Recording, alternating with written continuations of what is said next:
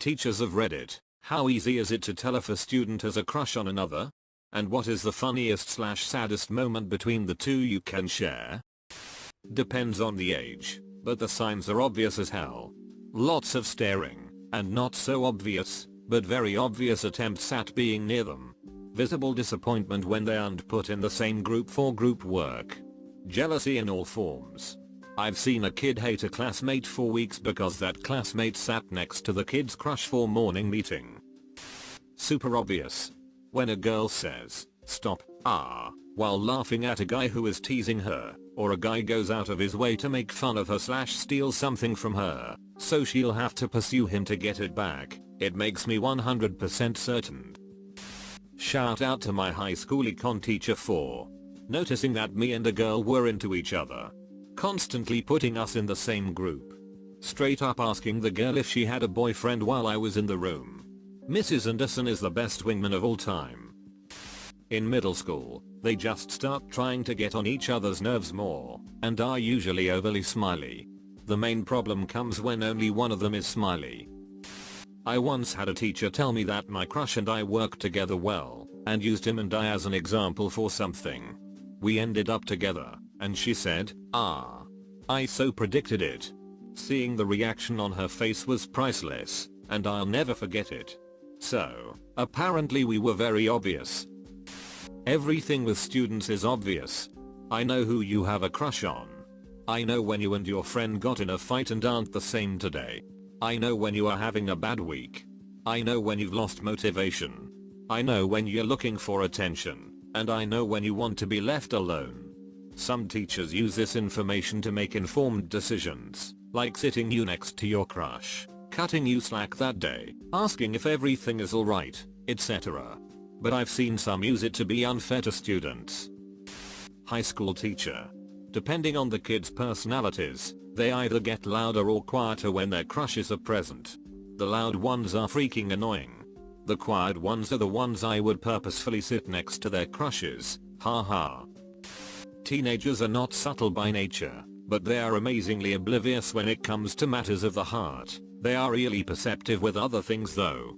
The boys almost never recognize if a girl likes them, and the girls never realize a guy is showing interest. It's funny to watch it happen. It's so blatantly obvious as an outsider, but I remember being just as oblivious as a student. It's called crushing self-doubt. I had a girl literally ask me out, and I slept on it and convinced myself she was just ducking with me in an attempt to embarrass me. My son who is 5 has a crush on a 6-year-old at his school. She says she loves him too, and she is around him all the time. He told me just yesterday that he wants to build a 3-bedroom house, with a room for him, a room for her, and a room for the baby they are going to have. I asked if he did not want to share a bedroom with her, and he said a boy needs his space. Former 6th grade teacher here. I was there to witness one of my kids take his first big leap. At lunch, he asked the girl he had a crush on, "Will you go on a date with me?" She smiled and said yes. Immediately the boy on the other side of her said, "Don't go out with this ducker, go out with me."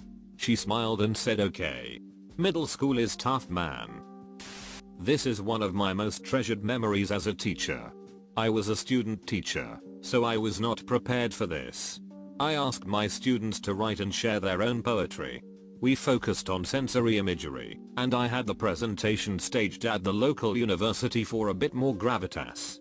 Some were funny, some were surprisingly beautiful, but most were banal, and the exercise was mostly boring. This one girl got up in front of the class visibly shaking. She was near tears for her entire poem. I wanted to help her, but I had no idea what to do, so I just watched like everyone else, as she poured her heart out to a boy in the class who did not reciprocate. When she finished, there was a silence in the room, and after a few seconds, which seemed to stretch out forever, one of her friends stood up and ushered her out of class, as the tears began to flow. Nobody made fun of her, but the boy also didn't show that he felt the same. It was just out there with no commentary. It is to this day, one of the bravest acts I have ever witnessed. That girl has taken one of the biggest emotional steps one can take. I hope she's a stronger person now because of it. I can definitely tell and I always sit the awkward shy ones with their crushes. Some would call me a guardian angel. And others, namely the awkward shy ones, would call you Satan. I teach preschool. They tend to lack any sort of filter, so they'll just say it outright, sometimes to me, sometimes to their crush. Matthew is my boyfriend. Or, let's get married, Julia. They will also occasionally try to kiss their crush. Today, one of my students, Gavin, kissed my hand and proposed. He's 4. It was adorable. I almost wish adult men were as upfront, although I think I'd be a bit freaked out with a proposal. Little kids. No shame or game. I have this one teacher that will totally just say anything that's on her mind. One day she just flat out said, "Do you guys like each other or what?" to these 2 kids in my class. Within 3 days they were dating, and still are. That could have easily resulted in them being super embarrassed and avoiding each other forever. It is painfully obvious most of the time. Here are some of the things I saw. Continuous glances at the same person. Body language that positions a person closer to the other person. Interjecting into a conversation that the person was not engaged in to begin with. Being helpful more so for a person than for anyone else in class. Flirting obviously. Boastful storytelling. A lot of times it is outlandish and very obviously untrue. Hanging around the other person uninvited. And checking out the other person while oblivious to their surroundings. What is funny is that most people think they are being sneaky or inconspicuous. From my vantage point in the front of the classroom, these things seemed so obvious as to be genuinely painful to observe. It was especially painful when the feelings were intentionally unreciprocated. I taught college for a bit. Oh man, the longing stares across the room. The almost creepy wistful what ifs you can just see in their eyes. When I was in middle school, that was me. I'm a bartender, and this sounds like every guy in the bar after 1:30 AM. I'm a substitute teacher, and my favorite student with a blatant crush experience was with a 2nd grade class.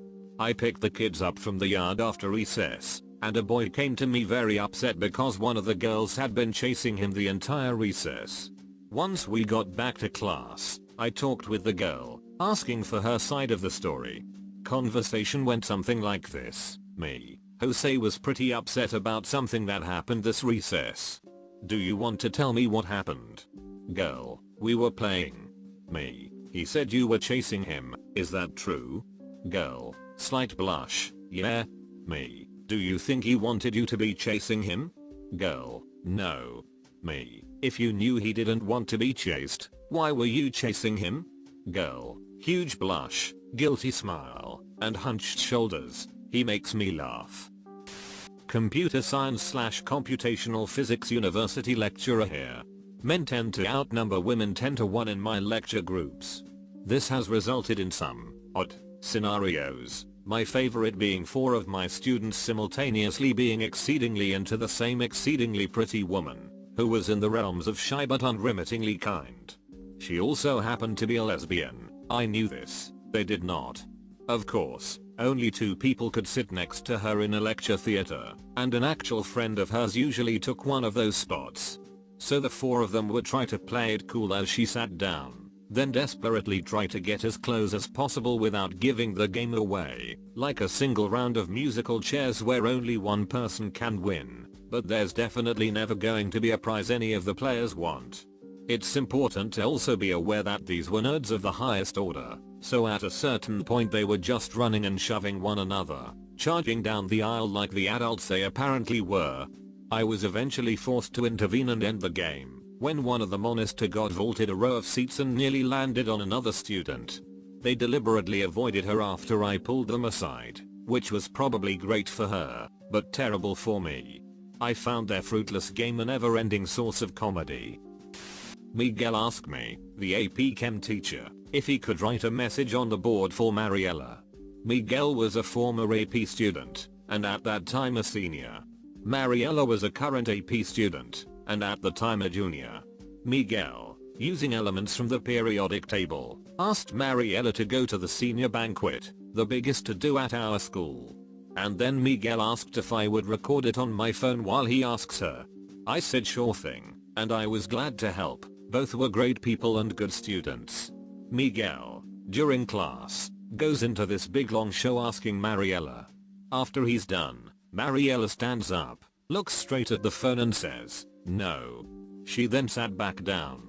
Before this started, I thought there was no way Miguel would endure public humiliation, unless he knew for sure Mariella would say yes. As soon as she said no, there was nothing but silence. Miguel literally dropped his head and slinked out of the room. Mariella didn't flinch. I die laughing every time I watch that video. Greatest moment of my teaching career. There's a boy in my class whose voice hasn't changed yet. But every time he is talking to another girl, from a different class, he is noticeably lowering his voice to sound deeper. Obvious signs are obvious. What's even more obvious is when one has a crush and the other isn't interested. I'm speaking strictly from the demographic from my own school I taught at, so I hope it's clear I'm not generalizing all teenagers here.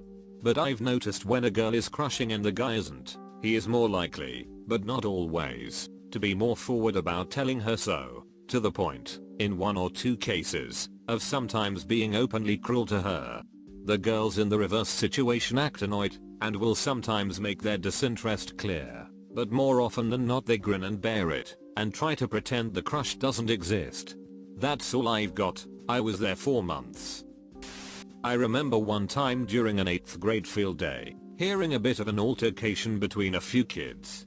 When I went over there, I saw that this one very nerdy kid was chasing another boy around the football field, while a few other boys laughed, and a girl was telling them to stop. Turns out what happened was that one of those boys was teasing the girl, like that kind of stupid teasing 8th grade boys do to girls they like, and that the nerdy kid, who also seemed to have a crush on this girl, stood up to the boy to defend her honor, and wanted to fight him. So instead of fighting, the boy ran in circles while the nerdy kid chased him, furious and red in the face. It was very cringy. I got the vibe that the girl didn't mind the teasing from that boy, and that the nerdy kid's crush was probably not reciprocated. I broke up the fight, partly because I wanted to save the nerdy kid from his 8th grade self. I think most of us have been in a situation as a teenager where we try to impress someone who doesn't feel the same way. I didn't want him to look back years later and be even more embarrassed by it had it gone on longer. I teach 10th graders. When I was student teaching at age 21, I was really well liked, and the students told me a lot of personal stuff, probably because my age made me more approachable to 15-16-year-olds. One girl, C, would spend her study hall in my classroom during my planning period, along with about 5 other students who just wanted to get out of study hall. She told me that she liked a boy, S, who also hung out in my classroom at that time. From then on, I used to group them together in class on purpose to get her to talk to him, and give them an opportunity to spend some time together. I would always encourage her to ask him to hang out, or tell her about things he was interested in, so she could start conversations with him about it. She loved him. I think he saw her as a friend, but was generally clueless about her feelings. The saddest moment between the two of them was during my planning period, their study hall. Some of the other kids that hung out in my room during that time were off running errands for me, so it was just C, S, and I in the classroom. C was a pretty overweight girl, and she was sitting on the desk part of those dumb classroom desks, and the desk completely gave out, breaking and sending her falling to the ground. I immediately shooed S out of the room, sending him to get the maintenance guy to get the desk out. When S was gone, C started bawling and was absolutely mortified. I knew she would be, which is why I sent S away quickly. I talked her through her embarrassment, and by the time S got back, C was cool as a ducking cucumber and totally brushed it off. We went back to normal conversation, and I'm sure S forgot about it within minutes. My student teaching ended about a month later, so I'm not sure if anything became of C and S, but I definitely still think about them sometimes. I wasn't a teacher, I was a teaching helper. I mean, it was only 6th grade, but it was extremely easy. Looking at everyone facing you, you start to realize what people are focusing on. I know when kids are texting, because they look straight at me, and every 2 minutes look down for 2 seconds and have their hands under the table. For a crush. It is the long stares at the back of their crush's head whilst fiddling with an object like a pencil or their hair. Then the quick look away when the crush looks at them. It's easy. Sorry for question mark at first. I'm German and didn't know how to teaching helper correctly to say it. If anyone knows, please comment or message me. Teacher of high school freshman here. It's very easy. Saddest story? 2 houses, both alike. Sorry. It was a couple years ago. Girl was quiet, charming, and very bright. Boy was disruptive, but the good kind of disruptive. The pleasure to have in class disruptive. Very funny. It became very clear to me that she was crushing on him something fierce. I, for what it was worth, blessed this potential union. This went on for several months. Then, one day, she storms into my room in a huff, declaring her anger at him. As I'm going around the room later that day, I catch him writing a lengthy letter to her. At a glance, it explained how he thought she was a really nice girl and all, but it would be perhaps best if they remained only friends. I assume she had made a move. It didn't pay off. Over the next few days, I saw more mournful and longing looks than I ever wanted. Each one broke my heart. By the end of the year, they had patched it up, yet, I still caught the occasional twinge of sadness in her eye. She may still hope to this day. And I still hope too.